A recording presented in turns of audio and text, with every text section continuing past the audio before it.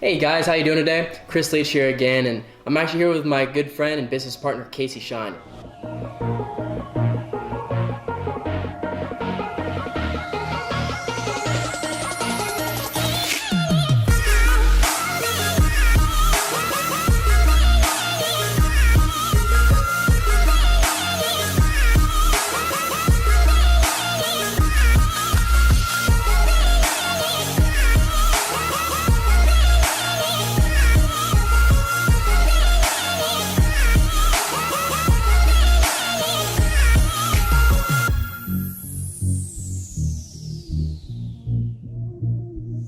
What's up, everybody? So I'm here with Schein here, like I said before, and like I said, good friend of mine above, a good business partner, and he's going to tell you a little bit about himself and kind of what he's used to get through his situations.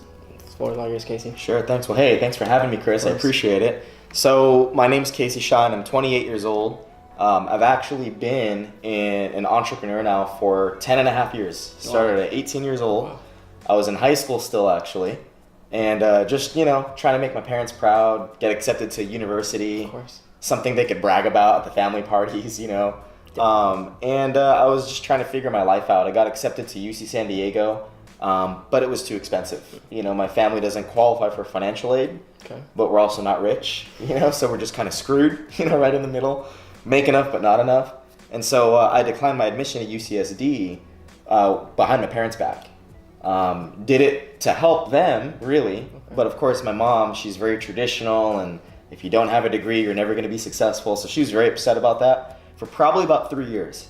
Didn't really get her forgiveness for 3 years, and so I had to start supporting myself. I picked up a job at Six Flags Magic Mountain.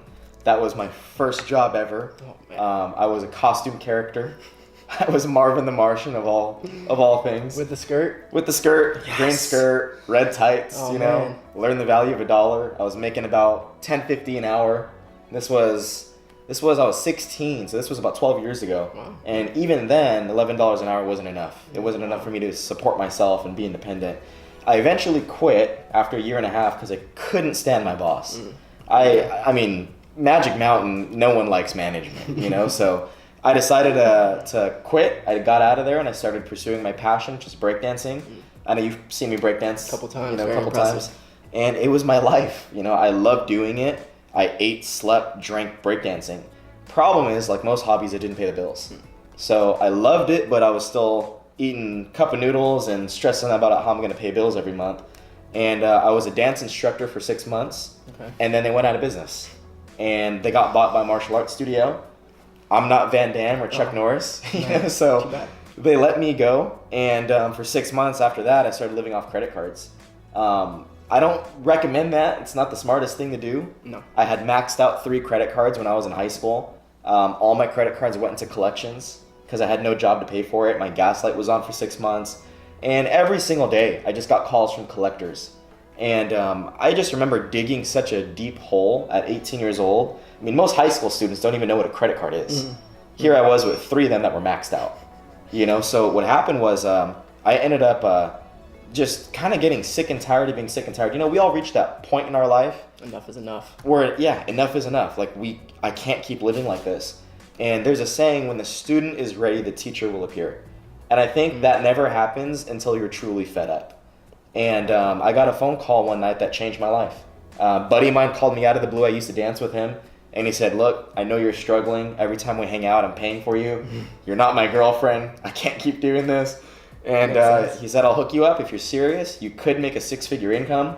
I thought it was illegal. How am I supposed to make that kind of money at 18 years old in high school? Right. But who was I to judge? I was desperate. I needed something. I decided, what does it hurt to take a look?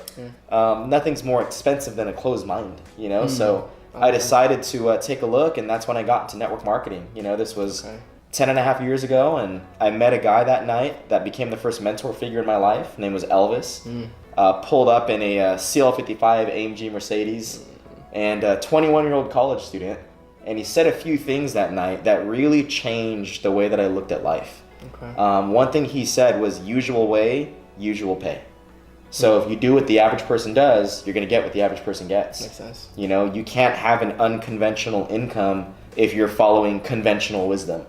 And I ended up, that made a lot of sense to me. I was broke, so I go, I'm doing what the average person's doing. Right. And the second thing that he said, and this one hit me like a ton of bricks, he said, your mind is directly proportional to your pocket. He said, if you're negative up here, good chance you're probably also negative down here. And I thought about all my negative buddies, man. And sure enough, we were all broke. So I thought there's some truth to that. It's a chicken or the egg thing. I think the negativity creates the brokenness, so to speak. And that night I got a chance to work with him, and I saw from him more than just an opportunity to work and get paid, but a chance to learn more about how to navigate through life. And I took it in a heartbeat. And about a year and a half later, I became financially independent. I paid off all my credit card debt. Nice. I got out of collections. I bought my first car without my parents' help. Finally got my head above water. I actually ended up buying his Mercedes from him. Oh, I think I remember that car, actually. Yeah, that was... Wow. Had a little too much fun in that car, It's a great car. Going from a Toyota Celica that was 0 to 60 in 13 and a half seconds to a Mercedes with about 500 horsepower. I had too much fun, man. That sounds like a lot of fun. You can ask the police officers that pulled me over multiple times. But you know what? By the time I turned 22, about 4.5 years, I made close to 6 figures. I stopped going to college. Not saying people should do that, but I had such a unique opportunity. I thought I'd rather see how far I can go with this. And if it doesn't work, college is always going to be there. Yeah, exactly. And fortunately it ended up working out. It was a good ride, but then the CEO of the company kind of just got greedy and started abandoning the values that built the company and made it great. So me and my mentors decided to leave. So we walked away from an income that was up here and we threw it back to 0, and that was tough. Yeah, because our bills were still up here. Definitely. And we started looking for other opportunities. We found a company called RX. And I knew that the founders of this company had a strong track record. They had built other companies to do billions in sales. And I thought, you know what? This looks like a good home. I was very negative at the time just because of the situation. Yeah. But when I really saw it for what it was, I just remember thinking, I've never seen a better setup company in my life. Decided to take a leap of faith, got involved and became one of the biggest blessings of my life. It allowed me to get married, get my first home, got a 4-bedroom house, got 2 kids now, been able to get some of my dream cars. Yes. Me and cars. I love cars a little too much, Oh, man. I do too now. It's a beautiful thing. Yeah, so, it's allowed me to live a life of design instead of just a life of default. I love that. And I'm considered a chairman for the company now, and it's been a great ride. It's been 10.5 years now. This has been my bread and butter. Wow. Yeah. So that's my story, I guess you could say. Really awesome. You could see how your mindset played into each chapter and how you kind of evolved, if you will, on the next setting. Absolutely. Well, I guess what are a couple core values, not just in business, but maybe in life that you apply in both areas that kind of got you through those things, or maybe the ones you've learned that you've now applied? Right. Well, I think one of them is to never forget where you come from.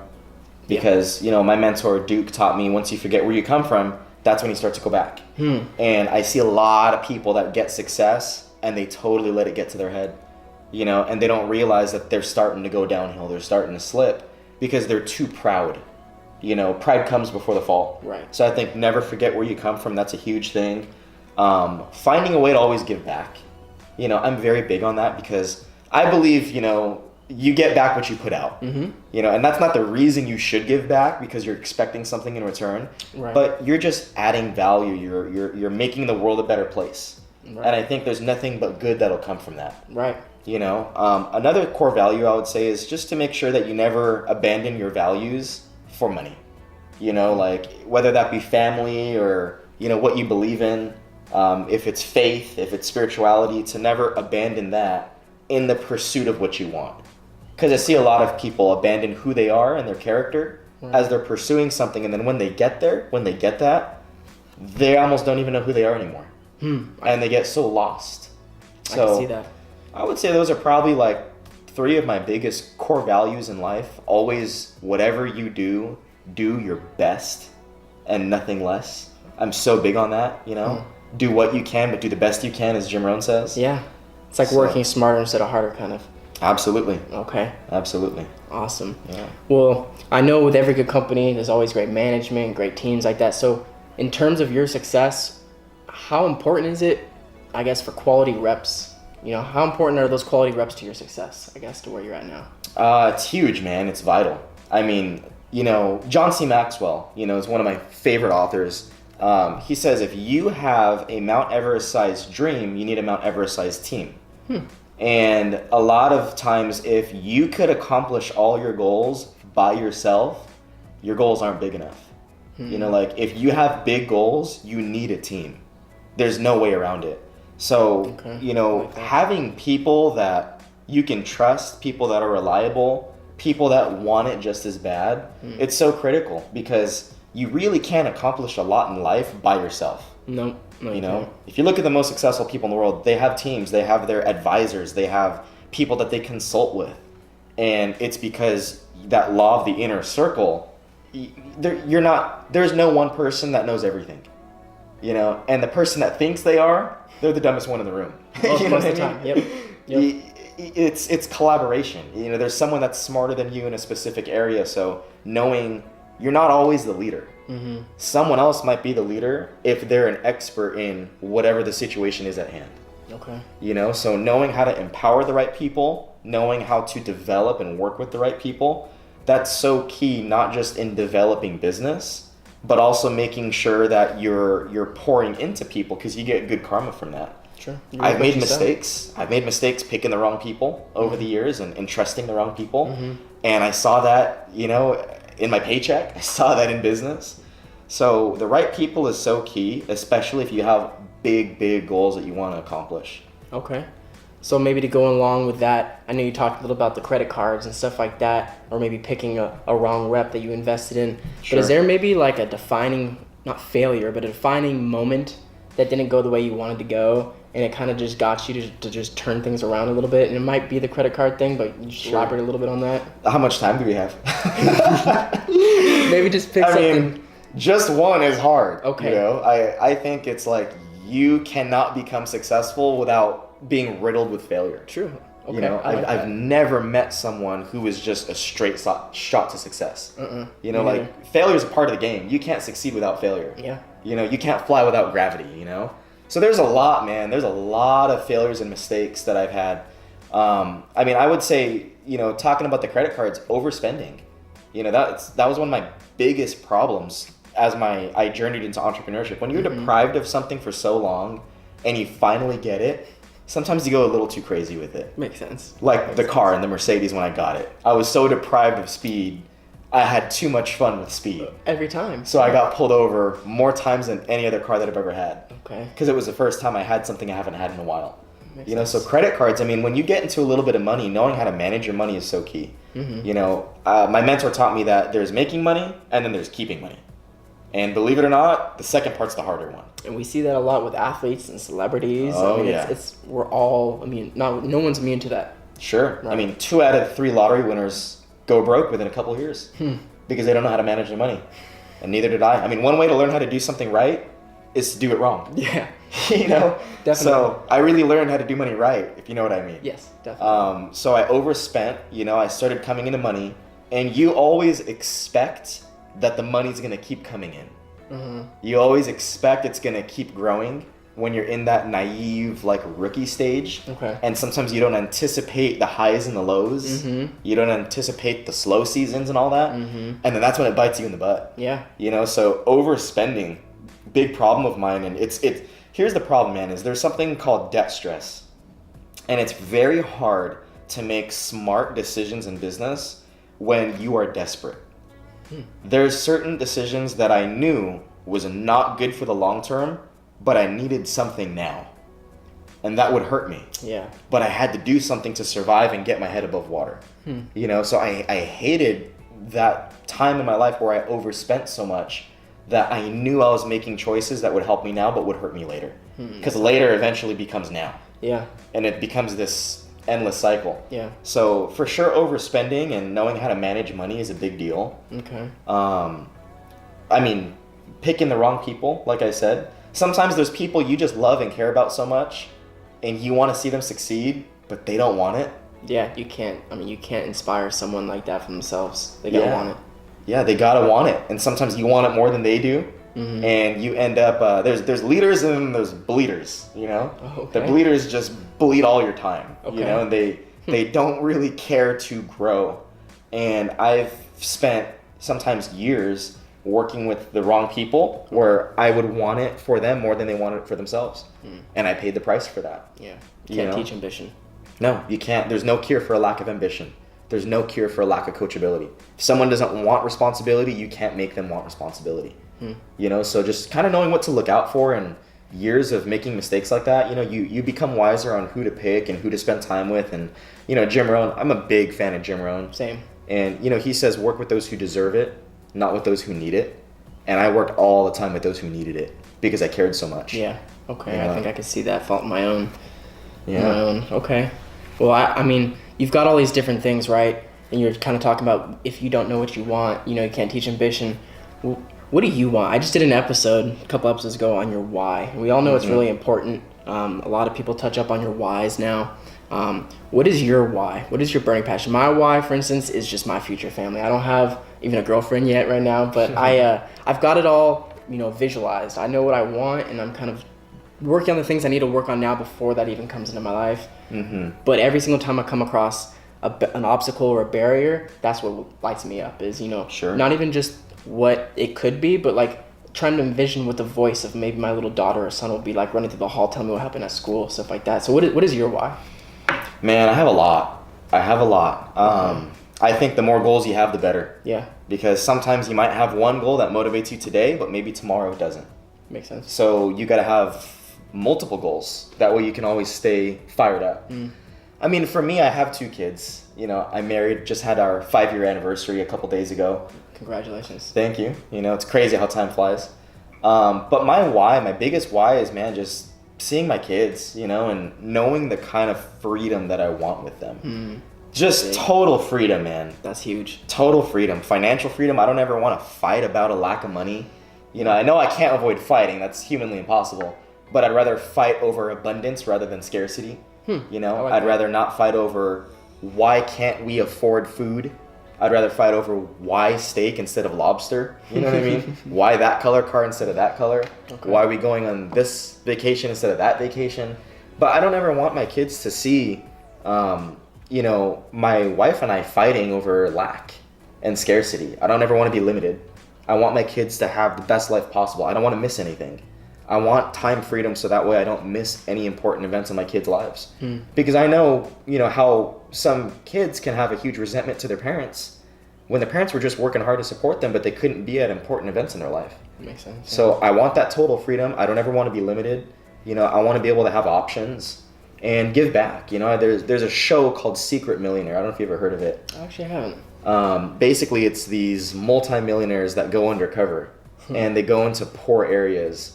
And they have to act like that they're one with the crowd. No one has any idea that they're millionaires. And over a course of a few days to a week, they're getting to know people. And at the end of the episode, the last day, they're basically giving away $100,000 to whoever they feel, you know, they want to. And that really motivates me to give back like that. I know money is not the only way to give back, but it's one way that can really help change people's lives. Yeah. So it is a big why of mine that I want to be able to do something like that one day. That's awesome. You know, where you just give back and you can change someone's life, you know, because some people, it's just the way they grow up, the environment they grow up in, they never will have certain opportunities due to a lack of money. Yeah, no, that's definitely true. You know, so I believe you should always make more than you need for yourself so you can help other people. Okay. So, I mean, my biggest whys, though, is just I want to provide the best life for my kids. You know, I want to enter into breakdance battles with my kids. Hey, you know what I mean? Super fun. I'll be the old dude, you know, but I want to show I can hang with my kids and still be youthful in your health and go about it. Enter in battles with them and, you know, just have a blast. You know, just if we want to go to Disneyland, let's go to Disneyland. If we want to go to Disney World, let's go to Disney World. Yeah. You know, I'm not saying I'm going to spoil them because they got to learn, you know, how to earn things and how to work for things, but I just don't ever want to be limited by lack. I love that. Yeah. All right. Well, I mean, I know we all have different backgrounds, right? You know, you came up in the schooling. I know you were very good at schooling from what I remember you telling me, and you got this job that had nothing to do with entrepreneurial skills, and you're able to come to where you're at. Similar position, you know, I was an athlete, didn't do well in school, picked up a physical career trait, and then eventually kind of wanted to come into entrepreneurship. So we all come from different areas. We all have different gifts, like I've talked before. Right. So to you, I guess, what is 3 skills you think maybe are universal that people need to have to be an entrepreneur? First and foremost, I don't know if you'd call this a skill, but I kind of view it as a skill because it's something most people are not naturally born with, Okay. is the ability to turn obstacle and challenge into opportunity. I notice a lot of people don't succeed, not because of a lack of a skill or a trade, but because of not having the right attitude. You know, I've always said this. I've said this for years. You've probably heard me say it before. I believe that the level of someone's success is directly related to 2 things: how they think when they failed, and how they think when something has not gone their way, when they're being challenged. And more than anything, those are the 2 things that take down the majority of entrepreneurs. They have stinking thinking. They're not thinking about things properly. They focus on the problem instead of the solution. So, I mean, I think if that can be considered a skill, to condition your mind to be a problem solver. Yeah, I believe that's a skill. Yeah, Definitely. I mean, an entrepreneur is a person who solves problems at a profit. Yeah, basically. That's the how definition. I've always been taught what entrepreneurship is. Yeah. So, but sometimes you have to condition yourself to be a problem solver and not focus on the problem. Nothing wrong with identifying the problem, Right. but to focus on it, that's a problem. So I would say that's one, just having the right mentality when things aren't going your way. Right. The second is to learn how to create value in the marketplace. Yeah. Some people view that as knowing how to sell, but I don't know. It's, you know, selling comes naturally when you create enough value. You could sell something with no value, but it's going to be short-lived. But learning how to create value with your market, so that way they will see a need for what you provide. You know, that's, I mean, that goes any entrepreneur. I don't care what you do. Right. You have to have enough value that people will want what you provide. Definitely. And then the last one is knowing how to work with people. Kind of going back to that. You know, you have to know how to lead, how to inspire, how to mobilize, how to motivate, how to empower people, how to delegate, and making that a well-oiled machine. Okay. You know, because if you don't know how to work with people, it's your feet are nailed to the floor. Yeah. You know, one of my other mentors in business, his name is Tim Sales. Okay. One thing that he's known for saying, and I've never forgotten this, he said, if you have to do everything yourself, you've nailed your feet to the floor. Because wealth can only be created when you have the patience enough to train others. Wow. And if you can't train others, you'll never have time freedom, and you're never going to reach a high level of success. You're always going to be limited. So I would say that's probably sums it up. Having the right attitude, knowing how to create value, and knowing how to work with people. I really like those. I think those are definitely universal rules that anybody can pick up. You know, whether it's wanting a successful, you know, relationship to business to all those kind of things. Absolutely. All right. Well, I'm just gonna end you with one more question here. Sure. Dead or alive, one person in history, doesn't matter who it is, if you could sit down at the table here and talk it up with, who would it be, and why maybe? Oh man, Kobe Bryant. Kobe. Okay. Kobe Bryant. I am a Justin Timberlake fan too, though. I know that sounds funny, but JT. being a dancer, man. Oh man, I love JT. You know, that guy, he's something else. But I think for sure Kobe Bryant. He was I think the first person that I ever admired as a kid. You know, when he was rookie with the mini afro, and I had a mini afro back in junior high just because I was inspired by him. Yeah. It wasn't much of a good looking afro, but I tried. Hey, I can't grow an afro. But Kobe Bryant, man, I mean, I've always been inspired by him and his work ethic and his come up, and I mean, being one of the youngest players in the NBA at the time, and to have their legacy and the reputation that he has now. I'm fascinated by studying successful people. And Kobe Bryant, man, I mean, I'd just love to meet him one day and sit down with him and pick his brain and spend a week with him just to absorb his work ethic. I mean, I think we've all heard crazy stories about Kobe Bryant's work ethic. Oh yeah. The 4 a.m. in the gyms and all that. 1,000 makes a day. Yeah. And, you know, working harder than anybody else on the team. And I just heard now he's retired, obviously. I'll be honest, man. I like completely stopped watching basketball ever since he retired. Retired. I don't know, man. I feel like basketball's never gonna be the same again to me. I bet there's some people that feel the same. Yeah. So I read a story though. Now that he's like retired, he's trying to find something to do. I think the investor's name is Chris Sacca. I could be wrong, but he, I believe, was one of the investors in Uber and Twitter. Okay. The guy's a billionaire, and he was giving a story that how obsessed Kobe Bryant is now within the business world. And I guess, you know, Chris Sacca said he always hears athletes that want to get in the business, but it's always a flash in the pan, you know. And he tested Kobe and said, if you really want it bad, then do this, this, this, and this. And he said Kobe would do it obsessed, the same way he was obsessed about basketball. And, you know, I think wherever you go, you take you with you. Yeah. You know, how you do anything is how you do everything. Yep. And I would just love to talk to him, absorb that work ethic, absorb that energy, just understand how he thinks up here, because that's the only way to succeed. It all starts up here. Yeah. Exactly. And Kobe, man, Kobe Bryant for sure. If I had that opportunity, man, I would take it in a heartbeat. Wow, I love Kobe now. I think I never watched basketball as a baseball player. One of my best friends played basketball, so I got into basketball just as LeBron James was getting popular. So it was kind of like, check out this guy, and I knew Kobe Bryant as the guy that, like, you know, didn't have good relationship with his wife. I guess you can argue that back and forth, and with Shaq, and I knew Shaq as like the only basketball player next to Michael Jordan. So I was like, oh, Shaq's awesome. So if you're, you know, so I didn't like Kobe, but as you get older, things change, and I saw Kobe the way he handled the end of his career in his last 2 seasons, and yeah, so much respect to that guy. I played fantasy basketball one time, and it was last season, and I actually grabbed Kobe Bryant for my team. So it was a little goodbye for him. But the Black Mamba, that's a great example, because that man, 100% here. Totally. I mean, yeah, we've all made mistakes in our life, and Kobe is no exception to that. We're human. But, you know, just his work ethic to be great at what he does. Yeah. I don't know. He fascinates me. Oh, yeah. Definitely. Ever since I was a kid. Definitely. So that would be awesome. When I played basketball in junior high, my number was 8. Hey. Okay. Because of Kobe Bryant. Definitely. This is before he turned into 24. You know? I still like 8. 8's a cool number. But yeah, so that would be the dream. Awesome. Well, Casey, thanks for coming out, man. I know I wanted to get you here earlier, but I'm glad you're able to come out and share your insights. You know, we've talked a little bit about this on the channel before, but your attitude and the way you think about things definitely is like the ingredients to your cake. You know, absolutely. Attitude determines your altitude. I love it. Yeah. Right there. Alrighty. So like the video, guys. Leave a comment. Subscribe. I'm going to leave up here in between both of us our Instagram and Facebook tags. Go follow Casey. He's got a lot of cool content going on, and it's only the start. I know it's going to be a real exciting year. Absolutely. So, some fun stuff to watch. So you guys, until next week, I'm Chris, and this is Casey, and have a great day. See ya.